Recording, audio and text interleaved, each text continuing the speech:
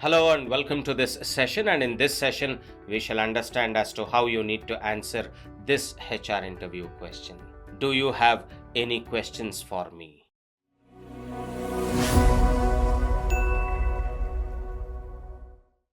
Well, this is a question which is normally asked to you towards the end of your interview by your interviewer, but then the same question may also be asked like this. Anything else you would like to know about the company or position? Or the same question may also be asked like this. Any specific concerns you would like to discuss before we end the interview? Or the same questions may also be asked like this, that are there any specific aspects of the job that you would like more information on?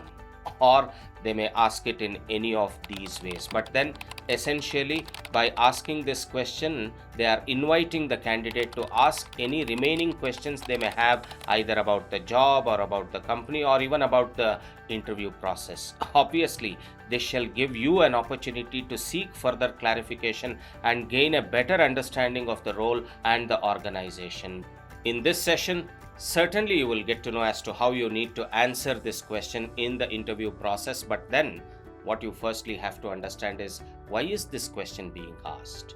Well, let me tell you that by asking this question, the interviewer aims to evaluate your enthusiasm and commitments towards both the job role as well as the company to which you are applying for. This is basically done to gauge whether you have prepared any question which demonstrates your genuine curiosity and engagement. In fact, the inquiry provides the interviewer with an opportunity to assess the extent to which you have conducted thorough research on the company about the specific job role. Well, that way there could be any other pertinent questions that you could have, maybe even about the industry as a whole, and posing such questions shall certainly showcase you as a candidate with a genuine interest and curiosity about the opportunity at hand. In fact, thought-provoking questions provide an avenue to assess your capacity for critical thinking, analyzing information, and extracting valuable insights pertaining to the company and the job role. Well, you should aim at posing such questions that showcase your ability to dwell deeper into the relevant topics and exhibit your analytical thinking capabilities. In fact, you should definitely ask pertinent and well-considered questions that reflects your professionalism and indicates your sincere commitment to the interview process. By posing appropriate question, you actually demonstrate your seriousness and dedication towards the opportunity, and this could possibly be leaving a positive impression on the interviewer. All said and done, your questions provide an opportunity for them to address those specific points and ensure that every relevant information or all of your concerns are appropriately addressed and discussed. And all said and done, what I would wish to say is that the reasons could be any of these for the question to have been posed, but then you should really know as to how you need to answer this question. So let me proceed and tell you as to how you really need to answer this. Even before I tell you as to how you really need to answer this question, what I need to highlight is the common mistakes that the freshers normally commit while answering this question. Well, one of the common mistakes that is committed by most of the freshers is that they don't ask the question at all. Well, the interviewer himself is asking, do you want to know anything more? And if this opportunity is not sensed and utilized appropriately, then obviously an impression that you are not genuinely interested in the job role could be getting created. You should not miss this opportunity to demonstrate your engagement, your curiosity and preparedness, and actually not asking any question, even though the interviewer himself is asking you if you really have any more questions, would leave a negative impression on the interviewer about the entire interview process itself. So asking question definitely is important, but then don't ask some basic questions. Asking questions that can be easily found on the company's official website or in the job description can actually indicate a lack of preparation from your end. There is every possibility that the interviewer could be perceiving you to be a lazy or an unengaged person. In fact, you should use this opportunity to ask insightful and targeted questions that go beyond what is readily available, and through this, you should show your higher level of preparedness and genuine interest in the job role and in the company. But then, one mistake which some of the freshers at least do is that they would ask questions about the salary and other benefits. Well, let me tell you that it is generally advisable to ask about the salary and the other benefits for later stages of the hiring process.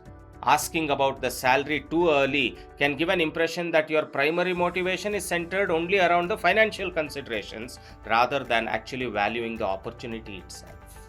It is generally recommended to focus only on demonstrating your qualifications, skills, and enthusiasm, at least in the initial stages of the interview. Well, another mistake that normally freshers commit is asking too many questions.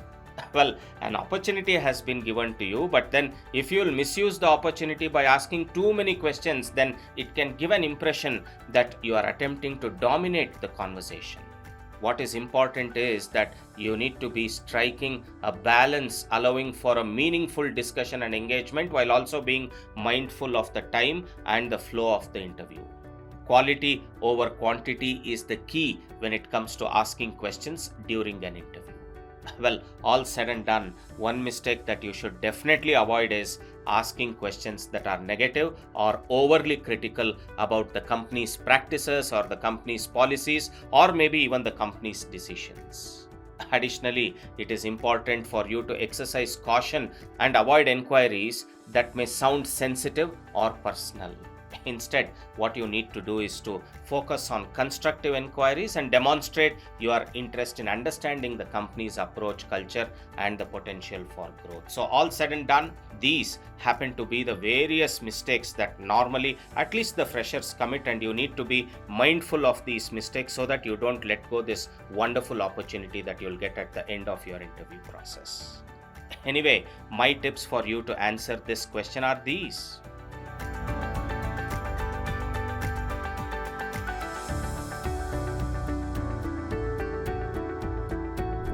So, I'm sure that in this session and also all through this video series, you have got the relevant insights into how you need to approach and be successful in your HR interview.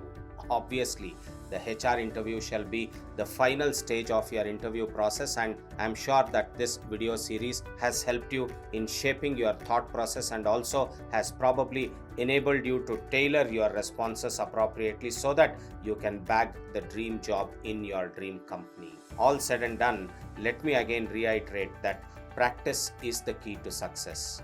Less practice, less success; more practice, more success; no practice, no success. Well, I am definitely appreciative of the fact that you have been consistent in your efforts to go through all of the videos in this video series, and let me again reassure you that provided you would be practicing sufficiently, that there can be nothing that can be stopping you to bag your dream job.